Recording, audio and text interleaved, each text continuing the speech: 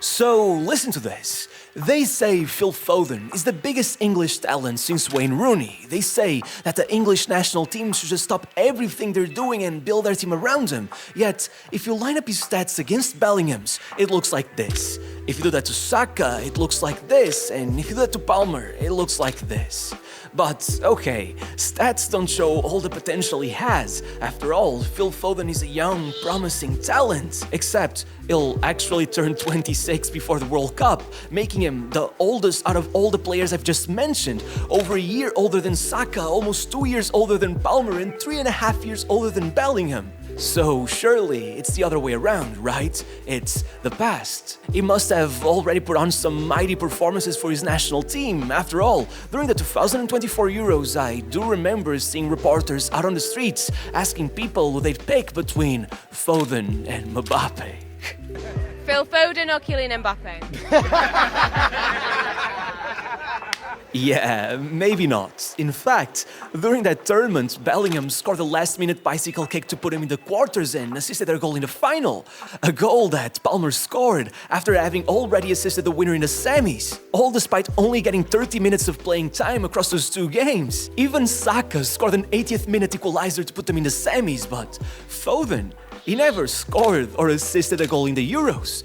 Not in 2024 or 2021.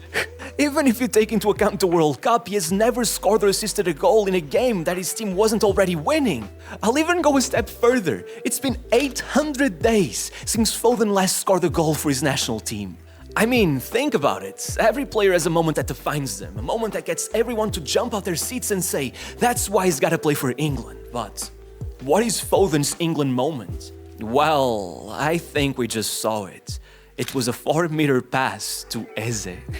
That's all it takes for him. He rolls the ball to his teammate who smacks the top pins and the media machine starts going. The first replay hadn't even come on and the commentators had already claimed that pass from Foden had a perfect weight, as they couldn't miss. England's social media accounts were tweeting that Foden put it on a plate for Eze.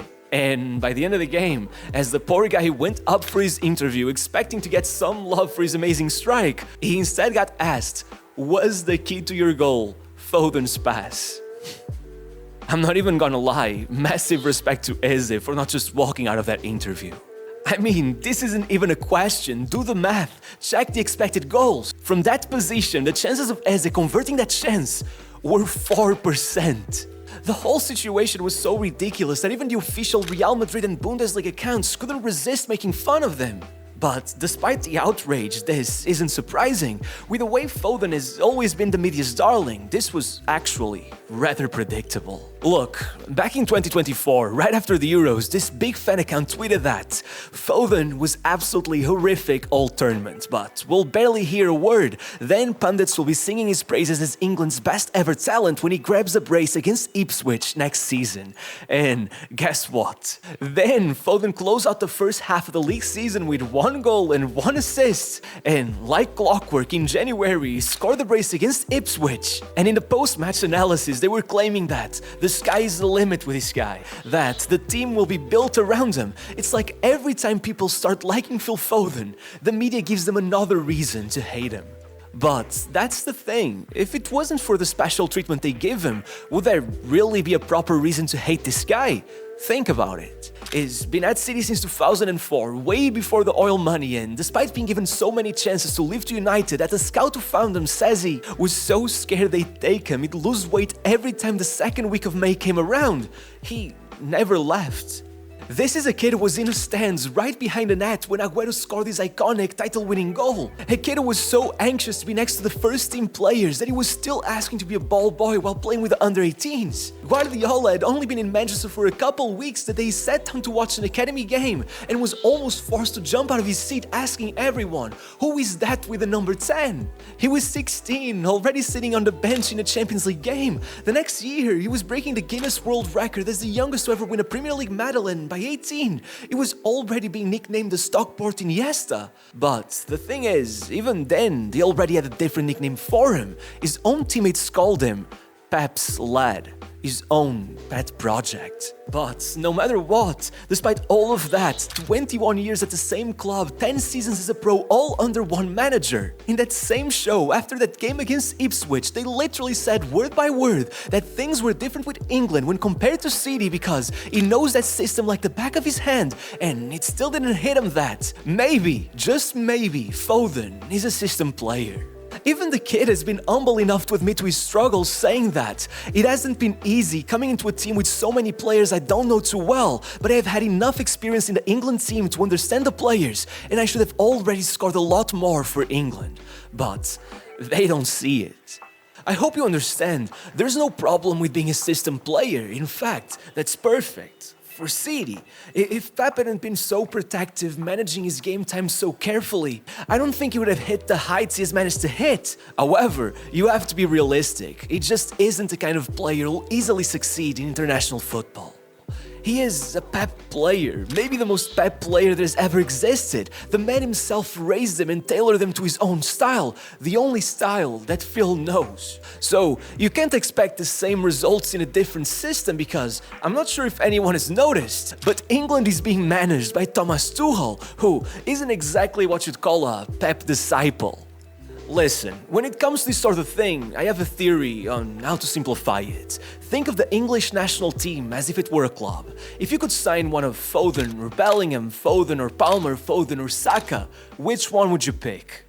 I mean, it isn't even just about the worry over how Foden would perform in an all-new system or a different league altogether. It's that, to this day, there are still debates over whether Pep has figured out the perfect role for him. He's been moved to false nine, to the wing, to the middle, and back and forth. That kind of uncertainty can't be taken lightly in a national team context. You get the player for a dozen games a year, he has to come in ready, it's gotta be plug and play. So, yeah, maybe this is all a bit harsh on Foden, but that's the cold, harsh reality of international football. Every country has to deal with a situation like this, yet I can't see a single nation being as delusional as England are with Foden. Look at Brazil. Everyone is coming after Vini Jr. for the fact that he has only scored 8 goals for them, but Foden has only scored 4 for England, and all he gets is excuse after excuse. And before you make the same mistake as everyone else, let me remind you that they're the same age, and Foden has played more games for his national team than Vini. But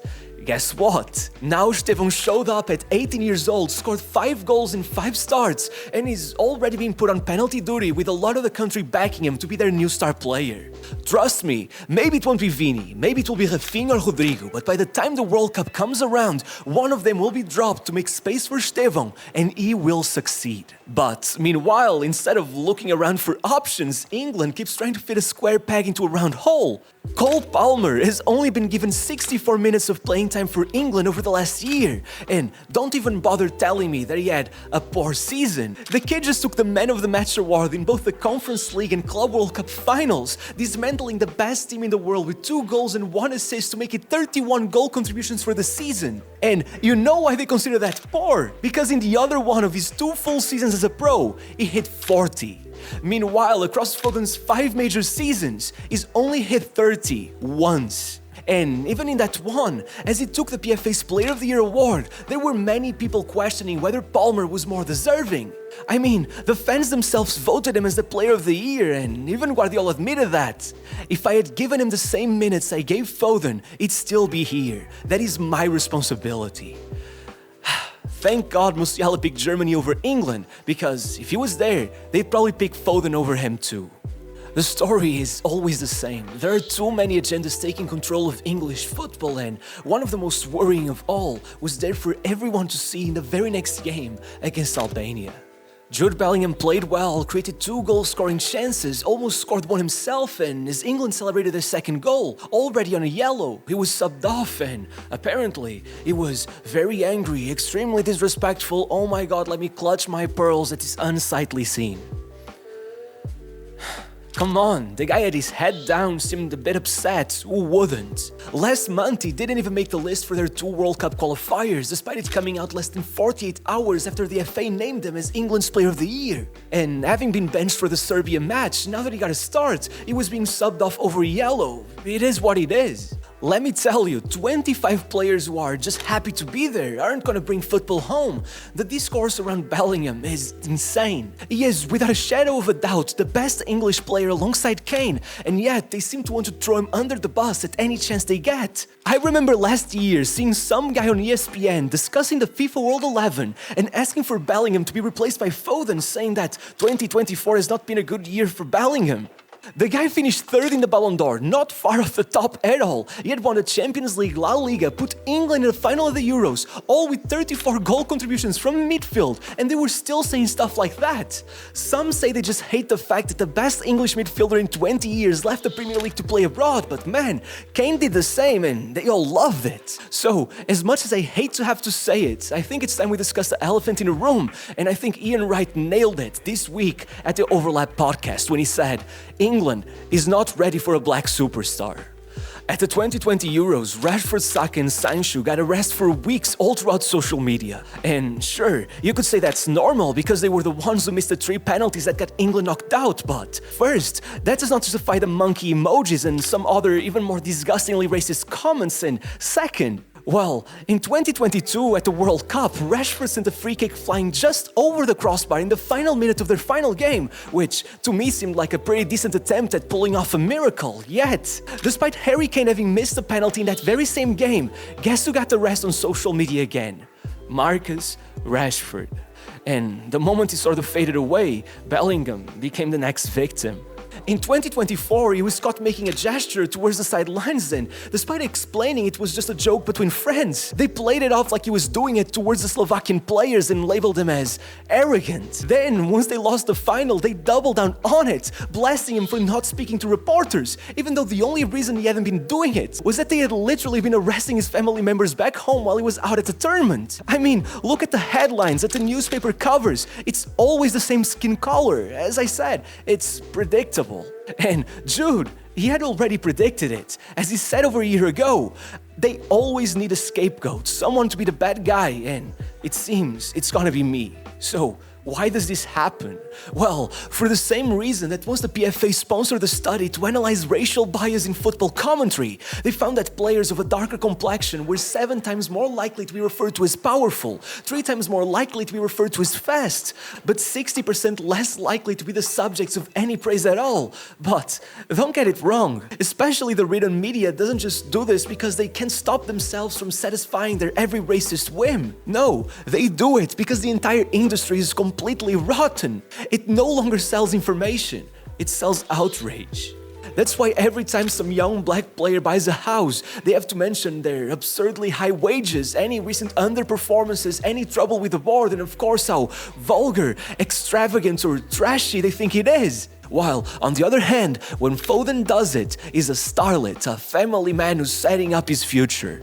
I'm telling you, if you begin paying attention, you'll see it everywhere, even in the little things.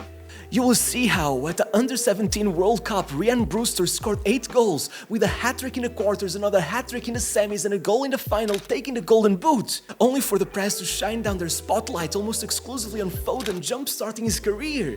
Of course, I'm not saying that Foden didn't deserve the attention or that Brewster was better than him, but the difference was stark, and at that age, any spark can make the difference between a great career and a forgettable one. You'll ask yourself why it is that they called Vardy, an ex-convict who had been on house arrest for bar fighting, a superstar, after he tattooed the sentence "Shit get banged." But as for Sterling to get dropped from the national team after he tattooed a rifle on his leg, even though he did it in memory of his father who had died to gun violence. Yeah, do you remember how they treated Sterling? He made front covers for being too flashy, but also for being too cheap, for spending too much money on cars, but also for not cleaning them properly, for partying, but also for looking too tired at a party. Not to mention the time they referred to him as a love rat for proposing to his childhood girlfriend. Do you understand? Last year, Phil Foden went through a rough period, his form dipped, and despite all of the protection, he still admitted that. I've had a lot of things going on off the pitch mentally. Sometimes there are things in life bigger than football. So, how did Sterling feel? How would his career have turned out had he not had to worry about the paparazzi turning his every move into their next hit piece? I hope you realized it by now, but this video isn't about Foden. He was never the problem. He seems like a genuinely good and humble person, and he's an immensely talented player. He never asked for this. In fact, at times, as it did last week, this special treatment only brings more negative attention towards him, only puts him under more pressure. Because at the end of the day, the media got what they wanted. Everyone's outraged. They won.